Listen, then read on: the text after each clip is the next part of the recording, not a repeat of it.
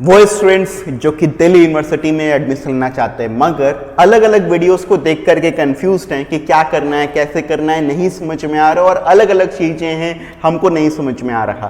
तो स्टूडेंट्स मैं आप लोगों को बता दूं, मैंने एक पूरा डिटेल्ड वीडियो बनाया है जिसके अंदर में मैं आप लोगों को हर वो इंपॉर्टेंट टिप दूंगा जो कि आपको ध्यान में रखना है दिल्ली यूनिवर्सिटी के एडमिशंस के रिगार्डिंग। बट स्टूडेंट्स ये वीडियो को देखने से पहले आप लोग ने अगर लेल्हा एजुकेशन सेंटर को अभी तक सब्सक्राइब नहीं किया है तो तुरंत सब्सक्राइब कर लीजिए और बेल आइकन प्रेस कर दीजिए ताकि आप कोई भी इंपॉर्टेंट नोटिफिकेशन को मिस ना कर दें। स्टूडेंट्स ध्यान रखिएगा, लेल्हा एजुकेशन सेंटर एक वो चैनल है जो कि आप तक हर एक इंफॉर्मेशन आपके कॉलेज के एडमिशन की पहुंचा रहा है, वो भी पूरे वेरीफाइड तरीके से। सो स्टूडेंट्स आइए इस वीडियो को स्टार्ट करते हैं। स्टूडेंट्स सबसे पहला पॉइंट आपको यह समझना है कि आपका प्रेफरेंस एलोकेशन किस तरीके से हो रहा है।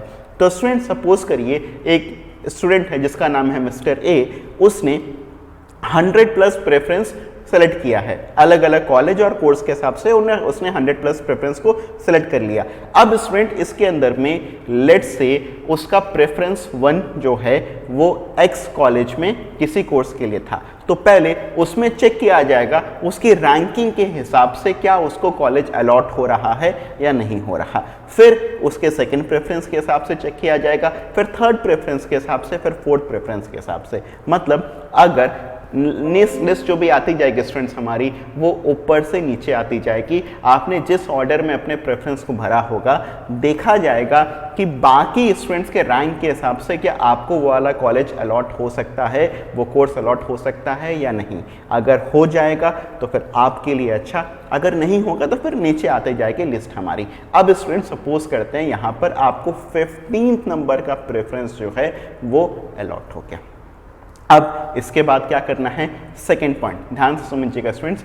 अब आपको यहाँ पर सीट को इमीडिएटली एक्सेप्ट कर लेना है। स्टूडेंट्स ध्यान से सुन लीजिएगा, आप ऐसा बिल्कुल ही मत करिएगा कि आप अपनी सीट्स को बुक मत करिएगा, आप इमीडिएटली अपनी सीट को एक्सेप्ट कर लीजिएगा, भले ही आपको उस कॉलेज से वो कोर्स आपको करना हो या ना करना हो। स्टूडेंट मैं इसलिए बोल रहा हूँ क्योंकि आपने अगर सीट को एक्सेप्ट नहीं किया तो फिर आप आगे सेकेंड या थर्ड राउंड ऑफ काउंसलिंग में पार्टिसिपेट नहीं कर पाएंगे। तो स्टूडेंट इस बात को याद रखिएगा कि आपको अपनी सीट को इमीडिएटली एक्सेप्ट कर लेना है। जब आपने अपनी सीट को एक्सेप्ट कर लिया स्टूडेंट्स तो फिर आपसे कॉलेज हो सकता है कि कुछ आपसे डॉक्यूमेंट्स रीवेरीफाई करे, आपसे दोबारा से मांगे।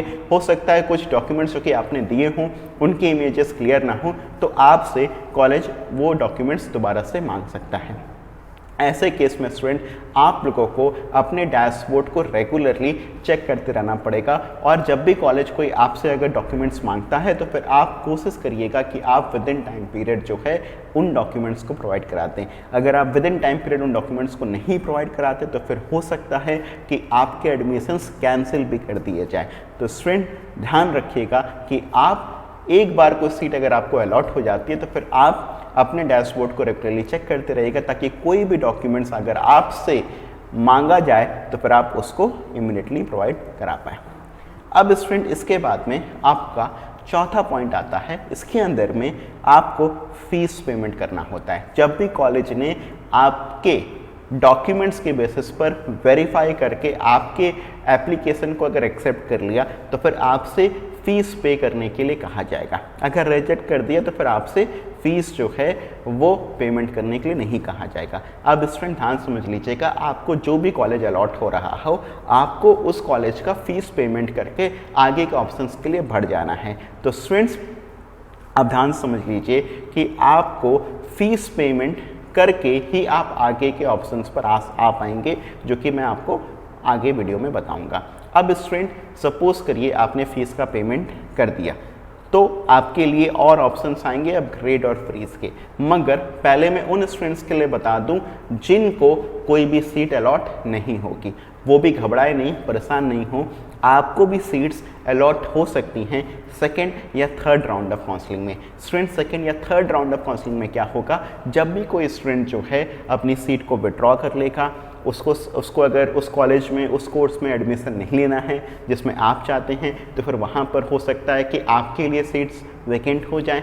तो ऐसे केस में आपके भी सीट अलॉटमेंट के चांसेस रहते हैं। तो जिन भी स्टूडेंट का नाम पहले मेरिट लिस्ट में नहीं आता वो सेकंड मेरिट लिस्ट तक वेट करें, सेकंड में नहीं आता तो फिर उनका नाम थर्ड में आ सकता है, और थर्ड में नहीं आता तो मैंने आप लोग को पहले ही बताया हुआ है कि आप ऑन स्पॉट काउंसलिंग में भी पार्टिसिपेट कर सकते हैं, वहाँ पर भी आपको एडमिशन्स मिलने के चांसेस हैं। अच्छा स्टूडेंट्स, अब आपका यहाँ तक तो हम लोग आ गए कि आपको सब्सिक्वेंट काउंट ऑफ एलोकेशन कैसे करके होगा। अब सपोज करिए कि आपने फीस का पेमेंट कर दिया, अब आपसे दो ऑप्शन और पूछा जाएगा कि आप अपनी सीट्स को अपग्रेड करना चाहते हैं या आप उसको फ्रीज करना चाहते हैं। अगर स्टूडेंट्स आपने अपनी सीट को फ्रीज के ऑप्शन पर क्लिक कर दिया, इसका मतलब है कि आप जो है इसके बाद की किसी भी काउंसलिंग के प्रोसेस में नहीं जाना चाहते। अब आप आगे की काउंसलिंग के प्रोसेस में नहीं जाएंगे और आपको जो कॉलेज आपने जो सेलेक्ट किया है उसी में आपका admission full and final complete हो गया। बट जैसे ही स्टूडेंट्स आपने अपग्रेड के ऑप्शन पर चूज किया है तो फिर आपको यहाँ पर हायर ऑर्डर प्रेफरेंस के हिसाब से कॉलेज और भी अलॉट हो सकते हैं। जैसे मैंने अभी एग्जांपल दिया था कि आपको 15 नंबर का प्रेफरेंस अगर आपको मिलता है तो 15 नंबर के प्रेफरेंस के बाद में स्टूडेंट्स आपके पास में ये ऑप्शन होगा कि आप जो है 14th, 13th, 12th मतलब जो भी 15 से ऊपर के जितने भी प्रेफरेंसेस होंगे उनके लिए आप एलिजिबल हो जाएंगे और उनमें आपका सेकेंड और थर्ड राउंड ऑफ काउंसलिंग में आपका एडमिशन हो सकता है अभी भी। तो स्टूडेंट्स घबराइएगा मत, अगर आपको आपका मनपसंद कॉलेज नहीं भी मिलता है तो भी आप सेकेंड और थर्ड राउंड ऑफ काउंसलिंग में आपका नाम वहाँ पर आ सकता है, मगर आपको क्या करना है, आपको अपग्रेड के ऑप्शन पर टिक करना है। अब स्टूडेंट्स मैं आप लोग को एक बात और बता दूं, इसके अंदर में एक आप लोग को खास बात ये जाननी है कि सपोज करिए आपकी और आपके बराबर की किसी और भी स्टूडेंट की रैंक है, मतलब दो स्टूडेंट की सिमिलर रैंक है, तो अब उन स्टूडेंट में से किस स्टूडेंट को प्रेफरेंस दिया जाएगा एडमिशन के लिए, तो यहाँ पर अप्लाई करेगा हमारा tie breaking rules. Tie breaking rules के अंदर में स्टूडेंट्स यहाँ पर स्टूडेंट के फर्स्ट टॉप 3 सब्जेक्ट्स के मार्क्स को आपस में कंपेयर किया जाएगा, मतलब दोनों स्टूडेंट के टॉप 3 सब्जेक्ट्स के मार्क्स को आपस में कंपेयर किया जाएगा। अगर वो भी बराबर हैं तो फिर टॉप 4 सब्जेक्ट्स के मार्क्स को कंपेयर किया जाएगा और अगर वो भी बराबर हैं तो फिर बेस्ट 5 सब्जेक्ट्स के मार्क्स को कंपेयर किया जाएगा। ECA कोटा जो एक्स्ट्रा करिकुलर एक्टिविटीज़ का जो कोटा है उन स्टूडेंट्स के लिए भी जो है एडमिशन पाने का ये मौका बहुत बढ़िया है, क्योंकि आपको 5 एक्टिविटीज़ में से 5 एक्टिविटीज़ दिल्ली यूनिवर्सिटी ने लिस्ट किए हैं। उन 5 एक्टिविटीज़ में से आप किन्हीं भी 3 एक्टिविटीज़ में, याद रखिएगा आप किन्हीं भी 3 एक्टिविटीज़ में ही बस खाली जो है अप्लाई कर सकते हैं। अगर आप स्पोर्ट्स कोटा से एडमिशन पाना चाहते हैं स्टूडेंट्स तो उसके लिए भी आपके पास में क्या सिस्टम रहता है मैं आप लोग को समझा दूं। स्पोर्ट्स कोटा से जो स्टूडेंट्स एडमिशन पाना चाहते हैं उनका स्कोर जो है 25%, 25% और 50% जो है कंसिडर किया जाएगा। मतलब जो वेटेज होगा स्टूडेंट्स उसमें से 25% जो है स्कोर उनका जो है वो CUET का लिया जाएगा।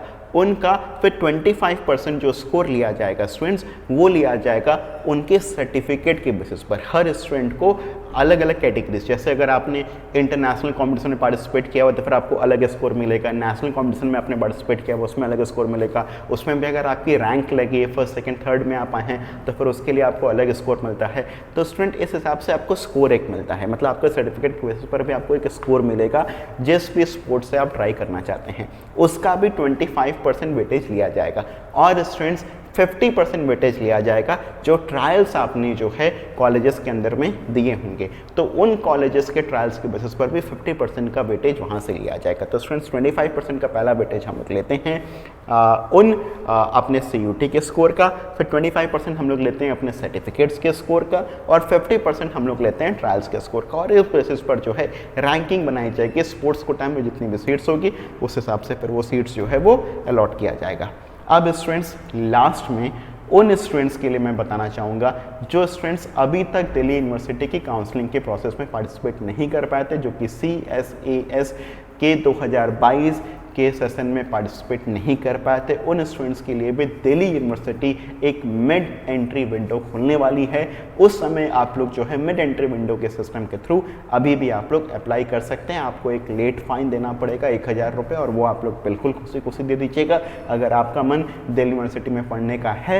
और अगर आप दिल्ली यूनिवर्सिटी के लिए अभी तक अप्लाई नहीं कर पाए हैं तो आप लोग वेट करिएगा मिड एंट्री विंडो की ओपन होने का, और मिड एंट्री विंडो के ओपन होते ही आप जो है वहाँ पर अप्लाई कर दीजिएगा। स्टूडेंट्स, आप लोगों के लिए मैंने इस पीडीएफ का लिंक अपने डिस्क्रिप्शन बॉक्स में भी डाला है, तो वहाँ से जा कर के आप लोग इस पूरे पीडीएफ को डाउनलोड करके एक बार और डिटेल में पढ़ भी सकते हैं। अगर आपकी और भी कोई डाउट हो, कोई और भी कोई क्वेरी हो, तो फिर आप लोग कमेंट बॉक्स पर मेरे से पूछ सकते हैं।